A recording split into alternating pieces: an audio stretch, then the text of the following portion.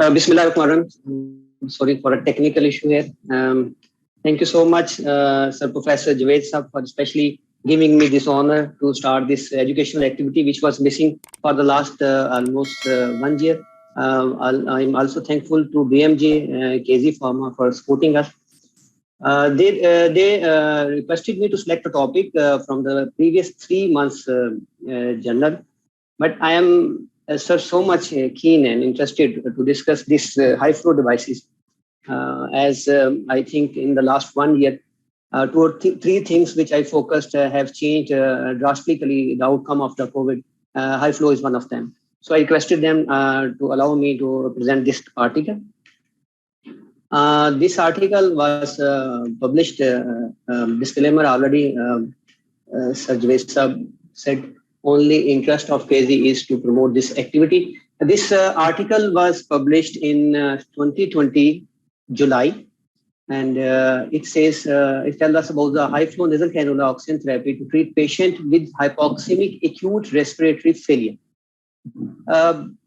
If we all remember, starting from the beginning of the COVID, there was a two school of thought of was going on. One says early intubation, second says late intubation, and this fight goes on for a longer period of time. But our institute consensus was late intubation saves patient more than early intubation. So this high flow nasal cannula device we purchased in last April, end of March. Outline of this today talk is starting from the introduction. We will move over to method and baseline demographical and clinical feature, clinical laboratory data at respiratory ICU, and we will discuss the treatment algorithm and then limitation, result, and at the end I will share only one slide of our experience at LGH. This is an observational study, and the aim of the study was to see the outcome and safety of oxygen therapy by high flow nasal cannula. And patient with COVID-19, we all know, initially suffered from severe acute hypoxemic respiratory failure, and they need respiratory therapy in the beginning or in the midway. And we started from low flow nasal cannula to mask, and then non-rebreather mask, and then after non-rebreather mask, usually we go to NIV, especially CPAP, BiPAP, and then mechanical ventilation. This is an in-between between either non-rebreather mask to NIV or NIV to mechanical ventilation. So the data of efficacy of high flow nasal cannula in this article when it was published was scarce, but now if we go through the literature, there are a huge number of articles which were being published there. The major concern, this is very important point, and you will be surprised with the result. The major concern on the possibility of spreading infection among the healthcare personnel who were caring these patients, and they were giving this high flow nasal cannula device. We all were in the beginning were very scared. This high flow nasal cannula device spread aerosol COVID, and most likely the people who are dealing with such cases, they are prone to develop COVID early. So let's see what literature tells us. The inclusion criteria were confirmed case of COVID-19 and the PF ratio less than 300, and patient who failed to respond the oxygen requirement, which and the target was 92 through non-rebreather mask. Exclusion criteria were the patient who immediately required endotracheal support or patient who were hemodynamically unstable. It's a small study, 28 consecutive patients with acute hypoxemic respiratory failure was included in this patient, and the patient who were not responding to our conventional therapy. Conventional therapy means non-rebreather mask, and our target was saturation above 92. This high oxygen flow therapy deliver oxygen via humidifier and integrated flow generated, which is able to give oxygen from 21% to 100%, and the flow is 60 liters per minute. And the beauty of this device is it causes humidification, and it has built-in circuit which also causes heat. So it is heated and humidified air, which is required when the flow is above 40 liters. So high flow nasal cannula was used initially at 60 liters, and then oxygen was given to 100%, which was adjusted to maintain the saturation target of 92. We divided patient outcome in two groups. Success was the patient who were maintaining oxygen saturation above 92 and there is no need of non-invasive ventilation or invasive ventilation, and patients were discharged from respiratory ICU and remain conscious for at least 48 hours after discharge. Failure were the patient who were having unsuccessful and they go for in non-invasive ventilation or invasive ventilation at the end.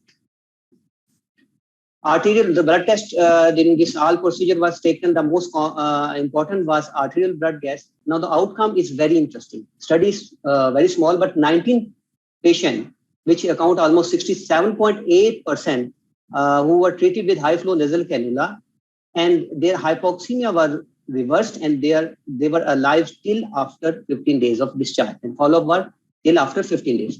9 patients failed and received NIV. 5 patients subsequently required invasive mechanical ventilation, of whom 3 died. So success rate of this high flow nasal cannula was 67.8%.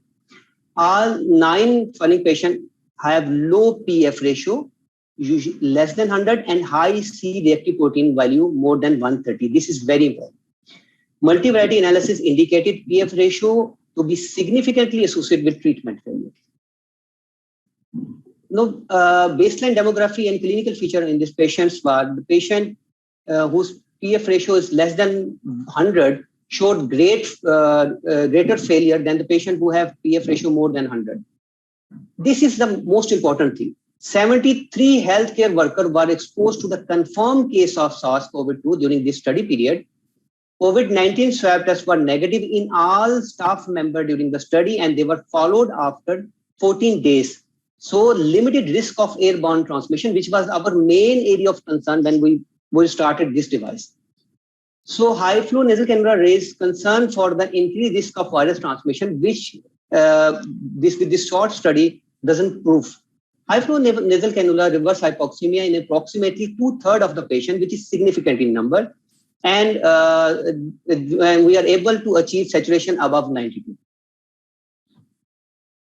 If we go through the mechanism, there's long list, and we will discuss if the question is there. But what I have understood with this device, the first thing is it is really very easy and very user friendly. It has small, pliable nasal phones. Number 2, we know how much oxygen we are giving. We humidify the air. We heated the air, which improves the secretion, which helps the patient to cough out this secretion if it is there. And most importantly, confidence of the patient. When patient gives such a device in which patient is able to talk or patient is able to eat or drink, the patient feels very positive during all this episode. And the most importantly, this device also generates PEEP. The generation of PEEP is not that much, but still it helps us in oxygenation in patient with COVID-19. Though baseline demographically and clinical characteristics, if we go through, the age is the only thing which has a significant p-value. 69 but the age 42 plus 87. The failure group were having the age above 80. So already a lot of study favors age is directly proportional with the severity of the disease. Male were more common. Smokers 50-50. Comorbid conditions were common in successful group. And if we go through the lab test, the respiratory rate was almost static, 26 in all. Failure or success group, heart rate was also static. Fever, no major difference was static in failure or success group. WBC count were low in success group and none in the failure group. PaO2 was median almost same, 57 all, success group 58. So more PaO2 is better outcome, but the p-value is insignificant, so we can't comment. PCO2 was static 32 in all groups. pH, if we say overall 7.48 and success group it was 7.49. But unfortunately, p-value is of not significant, so we can't say with confidence of it, about this. The CRP value was high in fail group, 130. So that was our initial influence which we were drawing through this study. Ferritin level was 1000, and interestingly, success group have more ferritin level than failure group, and SOFA score were less in success group. So this was the treatment algorithm. When patient present with a saturation of less than 92, initially standard therapy was given, and if patient is maintaining on standard therapy, the patient was discharged. If the saturation target is less than 92, they give high flow nasal cannula trial for 30 to 60 minutes. And if patient is responding, patient was maintained on high flow nasal cannula device. If patient is unable to maintain this target, then patient was given a trial of NIV. If succeeded, patient were discharged. If the trial of NIV failed, patient were intubated. The limitation of this study is and the low number of patients enrolled, and most importantly, this is a retrospective nature of study, which causes significant biasness to comment on. The result is this is very important for every audience, none of the staff had positive swab testing during the study period and even after 14 days of follow-up.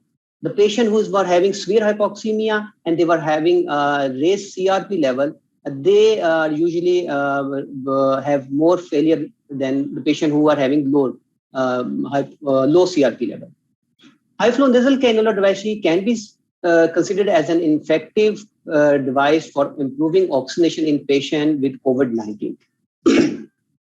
No, this is our experience, and this is 1 year data, and we are in process of publication, so I am just sharing one table. The number of patients in 1 year who were treated with high flow nasal cannula devices in PGMI was 150. And out of these 150, 92 patients recovered, which account almost 61.33%. The patient not responding to high flow cannula device was 58, and 32 patients were expired on this device. Out of these 58 patients, 32 patients expired. So if I correlate this study, which has a huge number, still I must say this device really helped us in dealing with this hypoxemic respiratory failure in postgraduate medical institute. And then I'm really thankful for BMJ again, for KZ again, especially Sir Professor Javed Khan Sahab, who pushed me for this talk, and I hope this will help our audience and PG especially. Thank you so much, sir. Thank you very much, Dr. Irfan. This was a very informative presentation. Now we will go ahead and take some time for questions. Just a reminder, please be sure to type our questions into the question box in your control panel. Can I answer two questions that have been raised by our colleague from Quetta? Dr. Sanaullah Tareen has asked two questions. One is about the abnormalities on the PFTs. Obviously, PFT abnormalities were significant, but the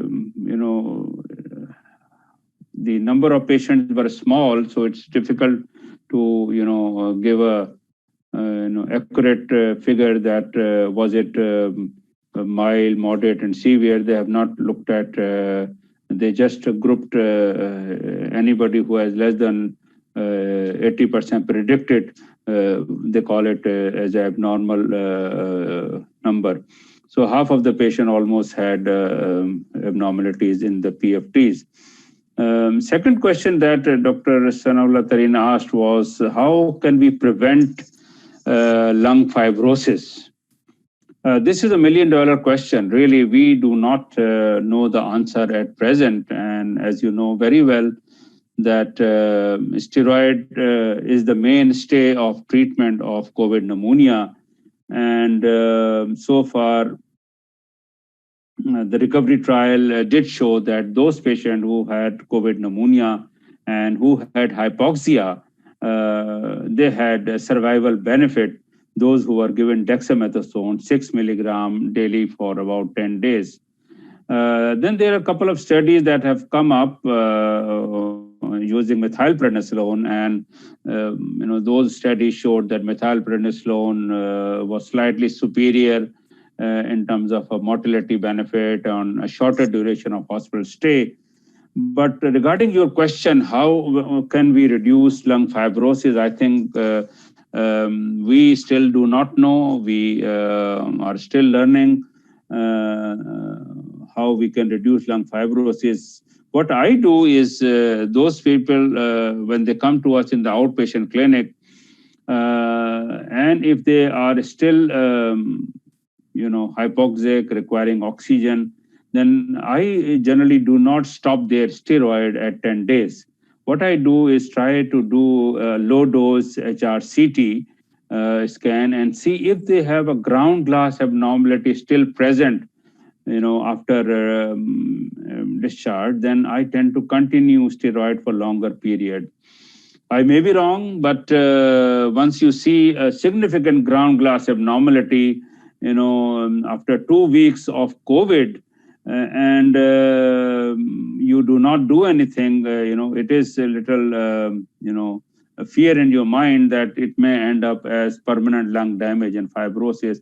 So I tend to do is those people who are hypoxic do a low dose HRCT, and if they have a significant ground glass abnormality, if you have a minor abnormality here and there, less than 10% lung involved, then perhaps we do not give anything. But if you have a significant involvement, then we continue steroid for a little longer period and do not stop just on 10 days. So, but answer would be coming. I think more larger trials are going on at the moment. Any other question, Dr. Aksa? Yes, sir. All right. So another question for you is, what is the significance of fungal infections among COVID ICU patients and how to reduce it? The thing is, well, I mean, I think if we could request the audience to restrict question to the paper that has been presented. Obviously, the COVID is a big area of discussion. Regarding COVID and fungal infection, basic principles remain that you try to less use of steroid. First of all, do not give steroid in someone who is not hypoxic. I see a very common trend in Pakistan that people give everybody with COVID, even general practitioners start them in steroid. That is not on. I think the recovery trial showed that only those patients benefited who had hypoxia. So that's number one. Number two, obviously, once you are giving tocilizumab, we do see increased risk of fungal infection. And now I think Irfan will also comment on that, cases of mucormycosis have started coming in Lahore. And obviously that is a very, very frightening situation. If you start seeing cases of mucormycosis, that's a very, very, serious fungal disease. And I've seen, poor outcome of such patients. They require extensive surgery and, very nasty disease to have. So I think we need to be very careful when we are using tocilizumab. And obviously infection control policies in our ICU has to be there. We have to, go extra mile to make sure that our patients do not get secondary infection from other sources. Irfan, you want to comment on that? Yes, sir, I want to comment on that because I am working on this since the first case of mucormycosis was there in LGH. Sir, what we have planned, and today we also had a meeting. We have MSDS, minimum standard delivery system. The department exists. So first go, we have sent the cultures of our oxygen fittings, nasal prawns, and the water source, air source, which will come in a day. So I will definitely share this in my Pakistan Chest Society group. And then what I did and what I'm working on it, we should, I think, focus on oral hygiene a lot. we forget that that is the main important role, that have main important role in patient, especially who is on the non-invasive ventilation. Third, the use of steroid, the dose of steroid, use of antibiotics, and use of tocilizumab should be very judicious, sir. I have seen the cases in which I retrospectively analyzed. 2 cases were treated in a periphery, and the dose of methylprednisolone was 500 mg for 3 days, and that they continued the low dose of 125 mg TDS for 2 weeks, and then follow-up patient was having 10 mg steroid, and patient was still on 4 mg steroid. And in one patient, we have done enucleation, unfortunately, and second patient, alhamdulillah, is still doing good. So I think it's a multidisciplinary approach. We have to improve our infective control measures, and the use of steroid, use of antibiotics, sir, is very important. This is what I think. Let's see the result, what results says to us. Yeah, I would just like to add that, the dose of steroid, I have also come across prescription 125 milligram 3 times a day. Yes. That's a mega dose. That's a mega dose. I mean, we even acute, crisis like SLE and myasthenia, even then we do not use that high dose. So I think that has to be discouraged. I think the recovery trial used 6 milligram dexamethasone per day. So if we are giving equivalent, that may be around 30 milligram of prednisolone. If you are giving methylprednisolone in a serious patient, then 40 milligram TDS, not more than that. 100%. Yes. Okay. Another question for Dr. Javed by Dr. Syed Arif is that after 1 year of experience with COVID, now we're seeing more and more post-COVID fibrosis. Do you still recommend not using steroids in patients who do not have hypoxemia with lung involvement?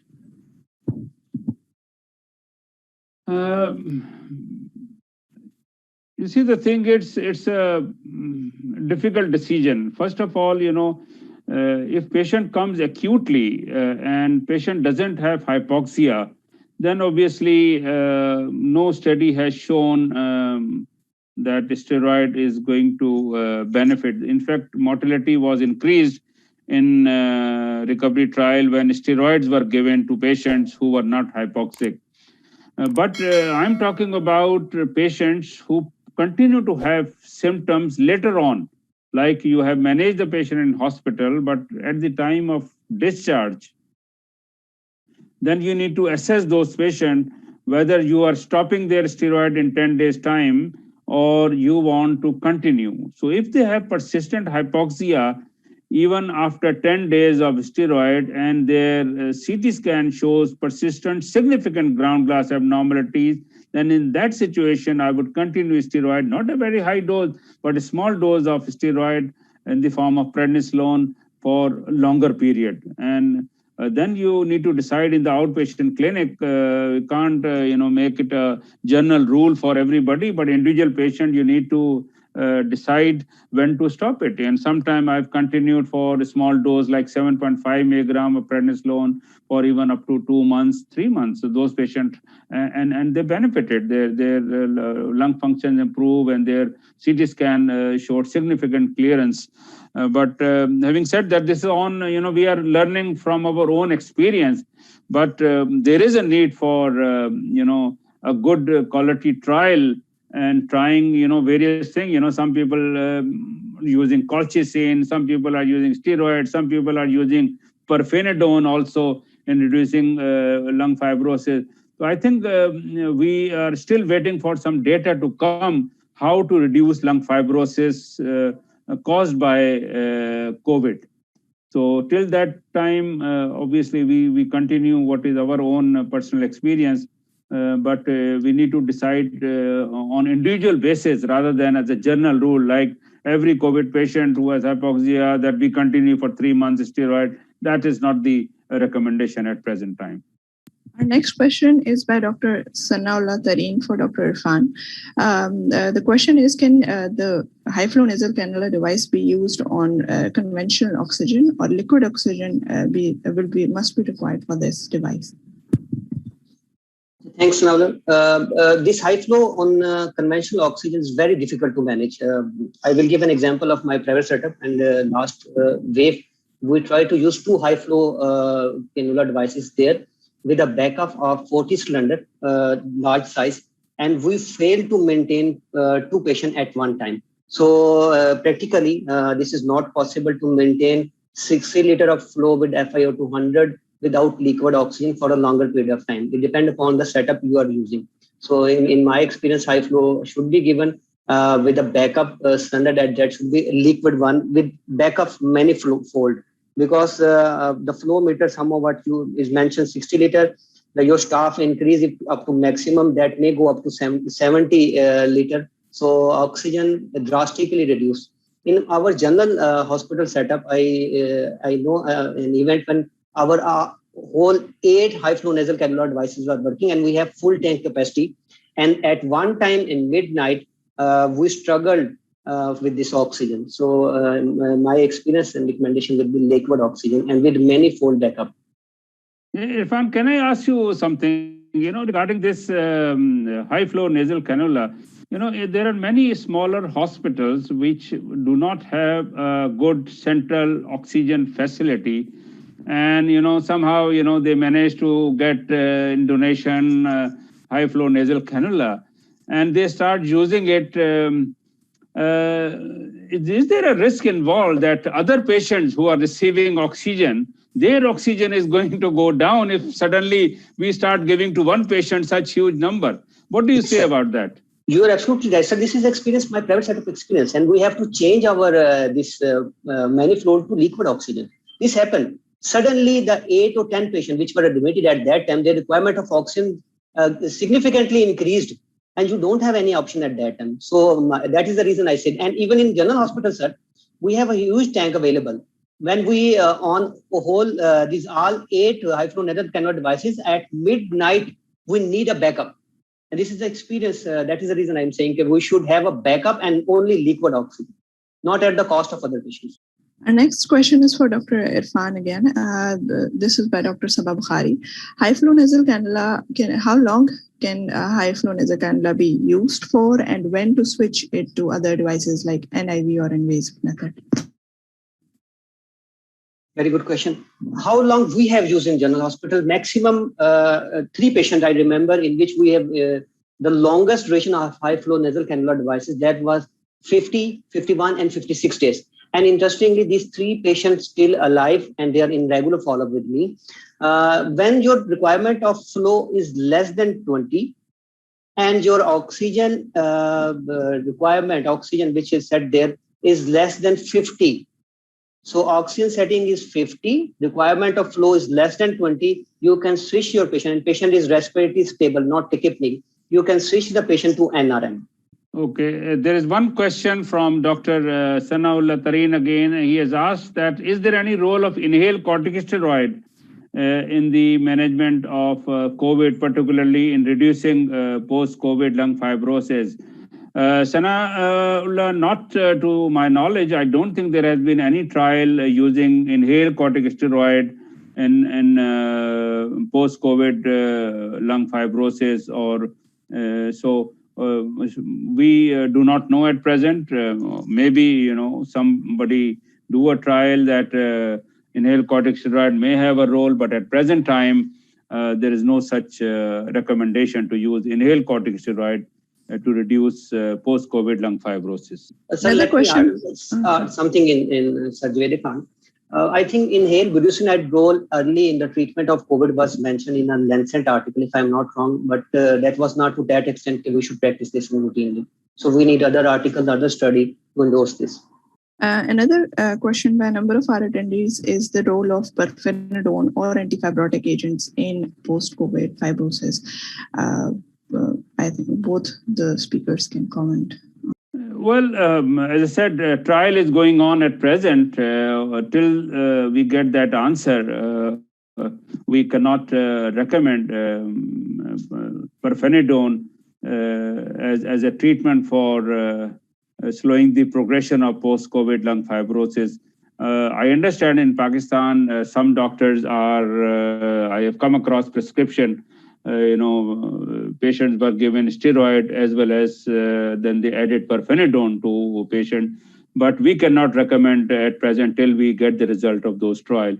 Pirfenidone is not a very pleasant drug to take. As you know, COVID patients have already lost a lot of weight, and this pirfenidone also cause weight loss and GI upset. So when we are rehabilitating a patient of COVID, we need good nourishment and diet in order to strengthen their lost weight. But if we add pirfenidone, then I've seen people. One of my patients became very sick with pirfenidone. So at present time there is no recommendation to use pirfenidone, but let's see what the trial says. Irfan, what do you think? Sir, I totally agree with you. And I must add one thing more. Sir, we have seen role of pirfenidone even in idiopathic pulmonary fibrosis. In patients with COVID, they are quite advanced. I have some reservation with this drug, and the recommended dose is 1800 mg.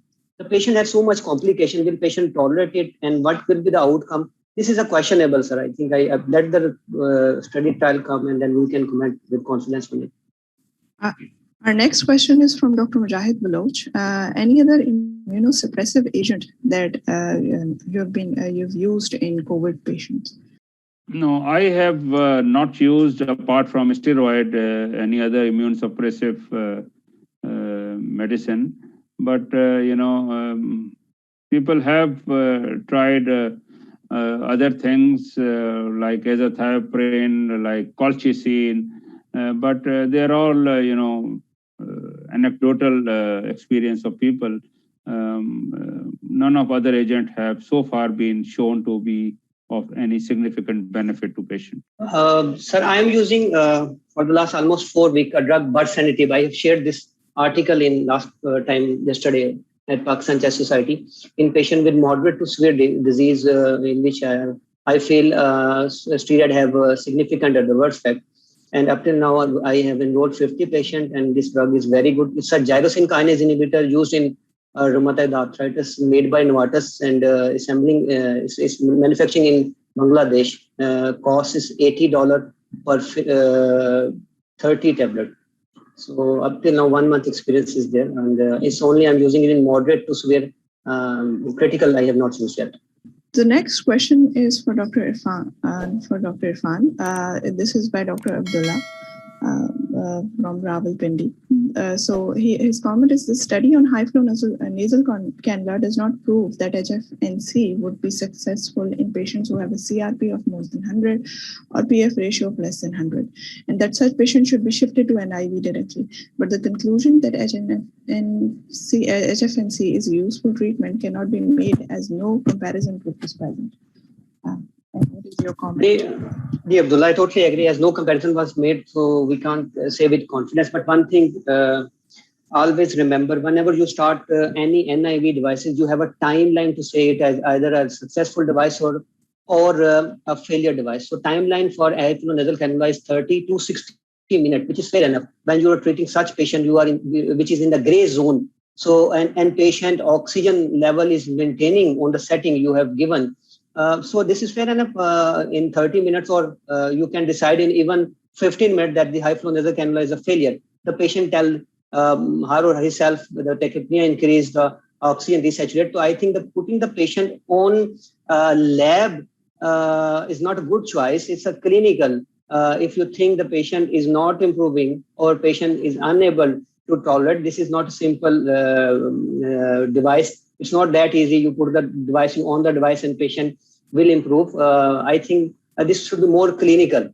This CRP value, definitely PF ratio is more helpful, but CRP value doesn't help.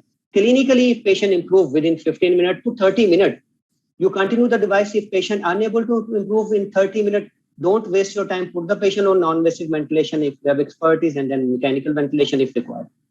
We have a couple of questions from Dr. Sadia Ashraf. First, that she has witnessed a number of COVID patients on oral pulmonary hypertension drug as prophylaxis. What are your comments about? Prophylaxis role of pulmonary hypertension drugs, I must say, no such study is there, so we should try to avoid such drug which has not proven any significant benefits at the cost of the patient. This is very important. We are using a lot of the drug which patient purchase and which don't have any value. So we all know the treatment of this COVID approved treatment is very limited. So whatever we say to the patient try to buy that device, buy that drug. So I'm not knowing any study which favor the use of a drug, pulmonary hypertension drug prophylactic in such patient. Let's see, sir, what Sir Joy said. Another question for Dr. Irfan as well, though by Dr. Sadia Ashraf, though it's recommended to use separate circuit for each patient or change the circuit after 14 days for the high flow nasal cannula. Do you change according to the guidelines? Yes, Dr. Sadia, this is not that costly. This has two circuits. One is nasal cannula, the second is conducting. Nasal cannula usually I change for every patient. The conducting circuit I change after 14 days. And the growth in any of nasal cannula up till now is negative. Right. So this concludes our today's session. For any feedback from the audience, we would like you to email at cme@cupgrade.com. I would request the honorable speakers to share any final comments before we wrap up the session. I think thank you very much. We had, I think, over 75 participants in this educational activity, and that's just a wonderful start. And I think this